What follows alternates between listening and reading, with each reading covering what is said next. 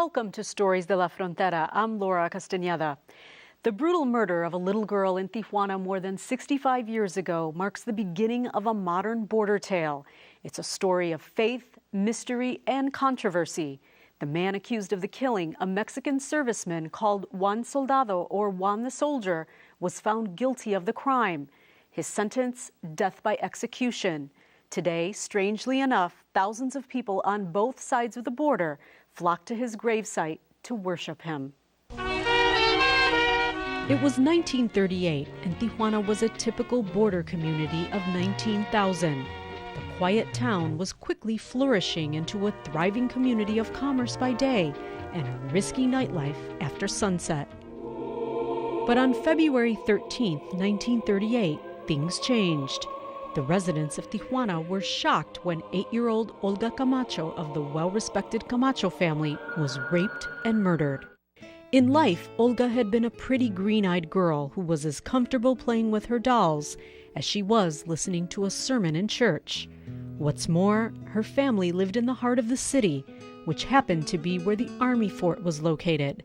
People felt secure, so much so that on the afternoon of February 13th, Olga's family sent the little girl to the store to pick up meat for dinner. She never came back. The search for Olga started almost immediately after her disappearance. Everybody got involved: the family, the police, and the community. Eventually, Olga's body was found next to a small garage. Her throat had been slashed. Her body showed signs of sexual abuse before and after she was killed. Although Olga's sister, Concepcion Camacho, had not yet been born, she remembers hearing stories. Nunca preguntábamos nosotros, sabíamos que una hermanita había muerto conforme íbamos creciendo. Pues nunca preguntábamos porque sabíamos que había sido una tragedia. Nunca, detalles, nunca. Fuimos sabiendo por las primitas, por los tíos. Authorities immediately arrested 5 suspects, including Army Private Juan Castillo Morales, a 24-year-old soldier from the southern state of Oaxaca. The same day he was arrested, his own wife turned in incriminating evidence against him: his blood-soaked uniform. Local investigators, along with FBI forensic experts from San Diego, gathered even more evidence against Castillo Morales: unexplained scratches on his neck, his footprints at the scene of the crime, and fibers from the sweater he was wearing under the dead girl's nails. And there was this: his fingerprints were all over the package of meat Olga had picked up from the store. Castillo Morales knew he was trapped, and he finally confessed. The townspeople were enraged and riots broke out. Police headquarters and City Hall went up in flames. Several people were injured during the melee. The army tried Castillo Morales. After finding him guilty, it applied what it considered a just and quick sentence: the runaway law, or la ley fuga, a law which allowed condemned men like Castillo Morales to flee before a firing squad, only to be shot in the back while attempting to escape. The execution was open to the public. Over the years, the image of Castillo Morales changed. Through a quirk of fate, the convicted killer is now considered by thousands as a patron saint of undocumented immigrants and protector of the poor. Hace 2 años, mi hijo me habían dicho que estaba muy grave del corazón y fui de doctor en doctor hasta que alguien me dijo que si creía en Juan Soldado. Yo no lo había oído de él. Y me trajeron y vine y le pedí. Y cuando fui de vuelta con los doctores a hacerle estudios a mi hijo, ya estaba bien. No, resultó que no era grave el corazón como me habían dicho, que era una alergia. Y se le quitó. Y creí, desde ahí vengo. The transformation of Castillo Morales, now referred to lovingly as Juan Soldado or Juan the Soldier, may have to do with the version of those who believe in his innocence. Many are convinced that he was framed after his general raped and killed Olga. Others say Castillo Morales was nothing but a cold-hearted killer and find it offensive to see his tomb treated like a shrine. Mi familia tiene mucha fe en él. A mi hermano le concedió un milagro que le pidió de todo corazón y no pierdo las esperanzas de que el día de mañana me lo concede a mí también. Segura estamos que Juan Soldado tuvo que ver, ¿verdad? Estuvo involucrado directamente y que es culpable. Y no aceptamos y nunca lo vamos a aceptar que lo esté venerando, jamás. Que le recen a cualquier otro santo, pero ese no es santo. But year after year, new and old followers keep coming. Many of Juan Soldado's believers are Catholics, yet the Catholic Church has never considered him a saint. Father Antonio Plasencia says the Church tolerates the worshiping, but does not condone it. ¿Verdad? A veces suele suceder mucho eso en la historia, cuando alguien comete un mal, tratar por otro lado de resaltarle virtudes para ocultar aquel mal, ¿no? Y pues a veces la justicia no es muy clara por ahí. Only one thing seems clear. Whether Juan Soldado was evil or not, thousands of followers from Mexico and the United States believe. Juan Castillo Morales and Olga Camacho were buried a short distance from each other in the same Tijuana cemetery. When the devotion to Juan Soldado began, Olga's father had his daughter's body exhumed and taken to another nearby cemetery. Well, border security is on the minds of many people these days as the U.S. State Department issues an alert to all U.S. citizens traveling to 5 cities in Mexico. Tijuana, just across the border from San Diego, is one of them. Authorities in Baja, though, consider the alert misleading. Carmen Escobosa explains. Tijuana woke up to the new year with bloodshed, violence, and kidnappings. By the end of the first 3 months, the number of killings had surpassed 100. The U.S. State Department issued an alert not only in Baja California, but in 4 other Mexican border cities, saying it is concerned for the well-being of its citizens traveling to or residing in Baja California. That's what we are. The governor of Baja California rejected the State Department alert. Es una actitud imperialista, una actitud, digamos, de poco respeto. Hay más violencia en San Diego, en Los Ángeles y en Phoenix por persona que en Baja California. The U.S. consulate in Tijuana admits the dangers faced by U.S. citizens in Tijuana differ from the ones faced in other border cities. But in each area, obviously, there's a different situation.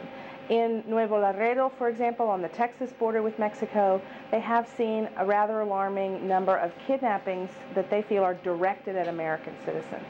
We have not seen that here in Tijuana at all. We have not seen American citizens being targeted specifically as Americans in any way. But what we have seen is a lot of crime here, the kind of situation where someone could be at the wrong place, at the wrong time, could get caught up in something. Francisco Castro Trenti, head of the homicide unit and the forensic department in Baja California, explains there are very few incidents in which U.S. citizens die in Tijuana. Cuando llega a suceder, básicamente se debe a alguna situación de tránsito, a algún accidente entre tráfico de vehículos, entre 2 o más. Governor Elordi goes beyond that. No ha habido un solo incidente de violencia con un norteamericano en Baja California en los últimos 5 o 6 años. Porque somos egresados. Nevertheless, authorities in Baja know perfectly well they need to do better in the fight against crime, not only for the sake of their visitors, but for the sake of their local residents, their business community, their foreign investors, and even their local press, which has been deeply hurt. Exigimos justicia. So, in order to accomplish their goal, authorities in Baja have taken steps that might surprise more than one. Out of this building in Tijuana, help is being dispatched to assist all types of emergencies. Si una persona que tiene una emergencia de cualquier teléfono celular público o teléfono comercial, marca 066 y es llamada gratuita. Personnel with different law enforcement agencies are available 24/7. Hay 2 datos que nosotros ocupamos para tener a la persona. Primero es dónde están pasando las cosas y qué está pasando. Dispatchers at this operations center are bilingual. Si un turista tiene una emergencia aquí en la ciudad, ya sea nacional o extranjero, lo atendemos, la llamada es transferida al 078 para que ellos le den seguimiento, a lo mejor ponerlo en contacto con su consulado, contactar a sus familiares, ayudarle de alguna forma a llegar a la línea. But there's more. On the other side of the building, city police officers monitor the video signals fed by 15 cameras installed along the main streets of Tijuana. Supervisor Angelica Mezquita shows the effectiveness of the cameras when there's a need to get the license plates, when trying to scrutinize entrances at bars and restaurants, or any other irregular activity. The 15 cameras will soon turn into 250. Did you know you were being watched by cameras like that one? Yeah, I heard about that a long time ago, yeah. And what do you feel about it? I don't even know if it works. It makes me feel safer. Like, say it's like in my bag, somebody like ran off with my bag, then they would know the person that did it. But while this surveillance is going on in the streets of Tijuana, a city and a state police helicopter fly over the riskiest areas. When they see anything wrong, they touch base, make an emergency landing, and assist their colleagues on site. Actions like this one are now part of their ongoing training. 7 trained dogs assist the officers in the search of drugs, explosives, and weapons. There are also attack dogs, which are very helpful in scenarios like this one. Antonio Rocha, a state police commander, will be a member of the first generation nationwide to get a degree on law enforcement. Salir ya del esquema tradicional de que no estudiaste, hazte policía, ¿no? La cuestión de la corrupción se ve de manera distinta una vez que uno va adquiriendo más y mejor educación. Sí, claro. Major steps have also been taken in other areas. Personnel at the State General Attorney's Office are constantly being monitored throughout the state. Even the jail cells, where in some cases Americans are held, are being watched. In terms of forensic science, they claim to be in a more advanced standing now. This vehicle is one of their most recent acquisitions. Nos permite trasladar el laboratorio móvil a la propia escena del crimen y analizar los indicios o las evidencias que localizamos. Despite of all these changes, corruption still plays an important factor in the fight against crime. We've had for example, some cases of reports where Americans were solicited for a bribe by a policeman here in Tijuana. The authorities here have been very cooperative in following up, identifying the officers, and making changes. And in cases where the victim doesn't want to go back to Tijuana, the police report can be filed either by phone or in person in any of the police stations in San Diego. Sigue habiendo los granitos negros del arroz. No podemos permitir que por una mala acción de un agente se manche todo el nombre de una corporación, ¿no? One thing is clear. Tourism is one of the most important sources of revenues for Baja California. And it seems the state is beefing up security on all levels in order to provide tourists and local residents with a safer environment, knowing it is in their best interest. Tourism generated $900 million in revenue for Baja in 2003. Officials expect those numbers to rise even higher in the future. Back on this side of the border, another business is raking in big dollars and big interest: lowriders. Earlier this year, 13-year-old Frankie Aguayo found out what drives the passion of these old-school, die-hard California lowriders. Here's a clip from his documentary.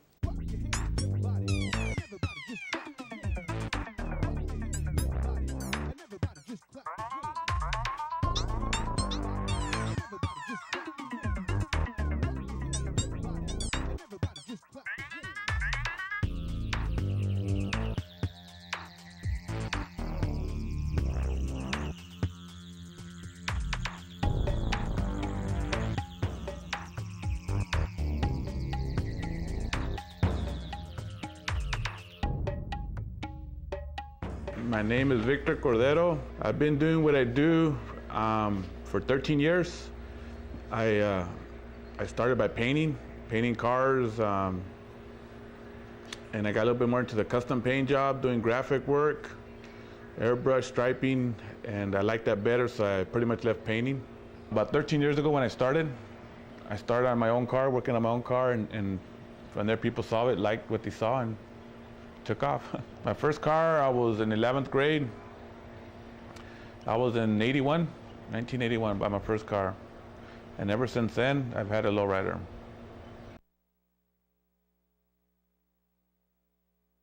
It's a 37 Chevy. With me now is Frankie Aguayo, the 13-year-old director of Low Riding Life. Now, Frankie, you did this project through the Media Arts Center's Teen Producers Project, right? Tell me what you learned through all this. I learned that if it's your first time ever making a video, that is hard and scary because you don't know what you're doing. And I also learned that back in the days, people used to put bricks in their trunks to make the car go lower. Interesting. So can we expect more video projects from you? Yeah. All right. Well, we look forward to your next project, Frankie. Thank you. Tijuana and opera? It's not the first combination that comes to mind, yet young voices are soaring to the sounds of Schubert, Strauss, Puccini, and Rossini. They say the music is transforming them, and they, in turn, are helping to change the image of a border city. Life can be a daily struggle in Tijuana, with its crowded hillsides and noisy streets. But amid all the chaos and congestion of this rapidly growing city, beauty pierces through on a summer afternoon inside the city's cultural center. Opera is about life on a large scale. Great loves and broken hearts, grand schemes and crushed hopes, unflinching dignity and unthinkable humiliation. Tijuana is a stage for all of these, light and dark, dreams and despair. So no art form is more fitting for this vast border city where families from across Mexico arrive in search of a new start.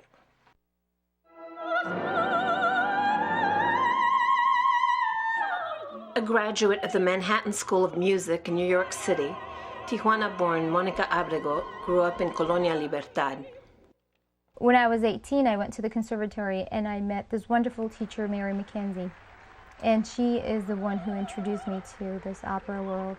And the first one who actually told me, I think you have the potential to be an opera singer.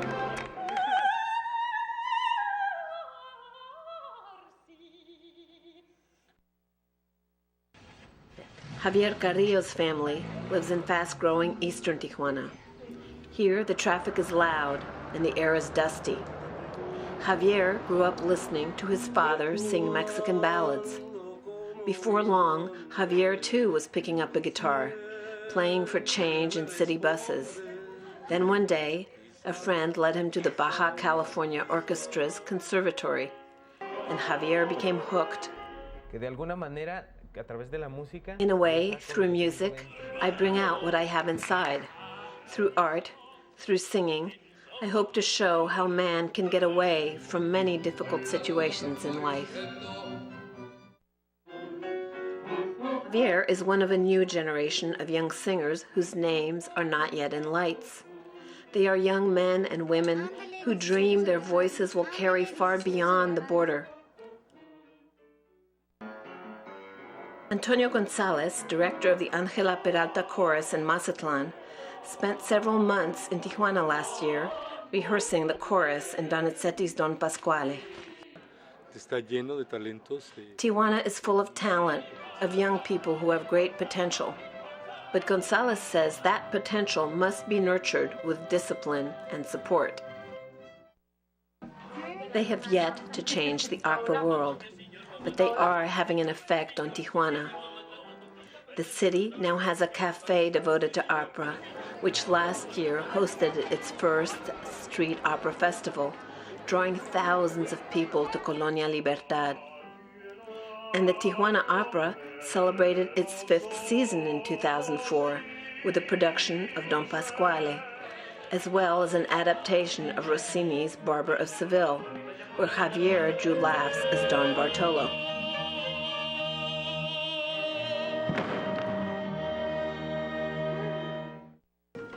But some of the best action took place backstage when director Jose Medina turned into a mother hen as he encouraged and worried over his young performers. The son of a Tijuana band leader, he is a seasoned tenor, now passing on his knowledge to this new generation. Tijuana is has a hunger for culture and education and music and art. Music was part of Monica Abrego's early upbringing. Like many here, she got her start at church. Hers was north of the border at Our Lady of Mount Carmel in San Isidro.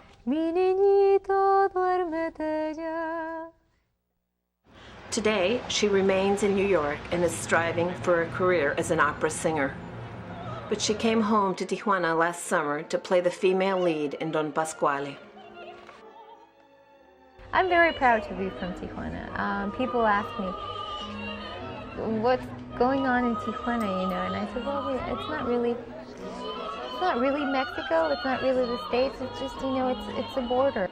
There's also lots of good things happening here, and I like to say it through opera.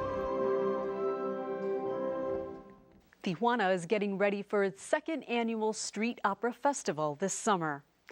On another nearby center stage, women young and old, picking out that special dress for that special day.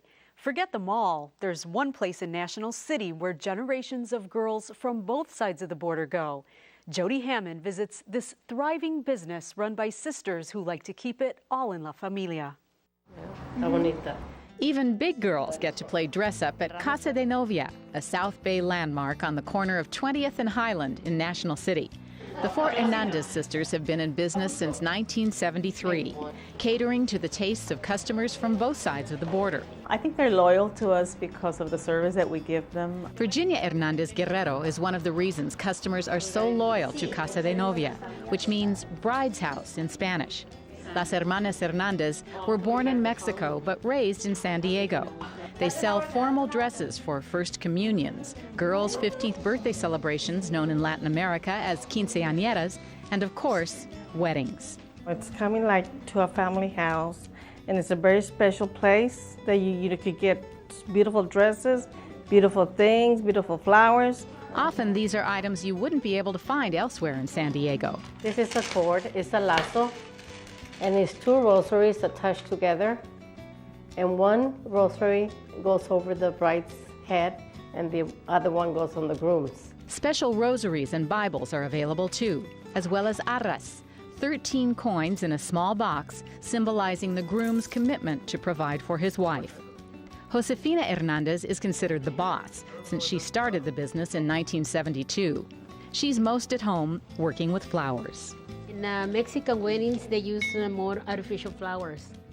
And here we make more fresh flowers. Josefina creates her floral designs in what was once the kitchen of this old mansion, built in 1881. She moved the business here from Chula Vista 18 years ago. Celia is the eldest sister. Though the dresses sold at Casa de Novia aren't made on the premises, Celia does alterations and can personalize any style. So if the dress is strapless and they want sleeves, I can add sleeves to the gown. And maybe that's why people like the way we work here. Casa de Novia customers are nothing if not loyal. Many of the women who bought their wedding dresses from the Hernandez sisters are now sending their daughters in to continue on the tradition. I got my dress here, my wedding dress. My daughter got her quinceañera's dress. My niece got her First Communion dress, and it's a very special place to be. Customers range from little girls preparing for their first communion to this blushing bride being fitted for the dress she'll wear for her 50th wedding anniversary. At Casa de Novia, you're family, which is why customers wouldn't think of going anywhere else. Now that my daughter's having her baby, a baby girl, we're gonna buy her dress here, her baptism dress. There are actually 7 Hernandez sisters in all. The other 3 have jobs in different professions. If there's a big wedding or quinceañera to prepare for, they're always ready to help out. Well, his art can be seen all over San Diego, from Logan Heights to La Mesa. Sandra Torres now with Mario Torero, rooted in the history of San Diego, bringing a message of hope and unity. He's as rustic as the van that carries the tools of his trade. Armed with a paintbrush, Mario Torero is ready to stir up controversy with art, again. So you have weapons of mass destruction, which is obviously a lie now. They didn't find it. And then you have weapons of mass construction, which is what we're working on. Mario, who is originally from Peru, has a passion that's contagious. For more than 3 decades, he's spent countless hours painting on the pillars under the Coronado Bridge. These helpers were once strangers. Today, they pick up brushes wanting to be part of Torero's mission. Mario is one of the original muralists here at Chicano Park and a member of the Chicano civil rights movement called El Movimiento. Come up here for those people who want to stay together. Together, he and dozens of community leaders and just plain old citizens fought for this land. We were here when they fought for the park. It is truly a piece of San Diego history. I think anybody jump at a chance to participate, be involved, and support it. The land was part of Barrio Logan, one of the largest and oldest Mexican-American communities on the West Coast. In the 50s, the area's zoning laws were changed from residential to industrial, bringing junkyards and pollution. The community had had enough. The final straw came in 1969 when the Coronado Bay Bridge was built, piercing the heart of the barrio and bringing the community to its feet. There was walkouts, the artists came out, students came out, the community came out, and we picketed the land and took it over and created Chicano Park. The park became a symbol of their victory. Artists documented the struggle on the empty pillars. The colorful murals now cover most of the cement pillars, each one telling a different story or a piece of history. We're going to leave behind is art and books, photography, documentation that this movement, the revolution, really did happen. Torero believes the future of Chicano Park lies within today's generation. Today, we have seen the change.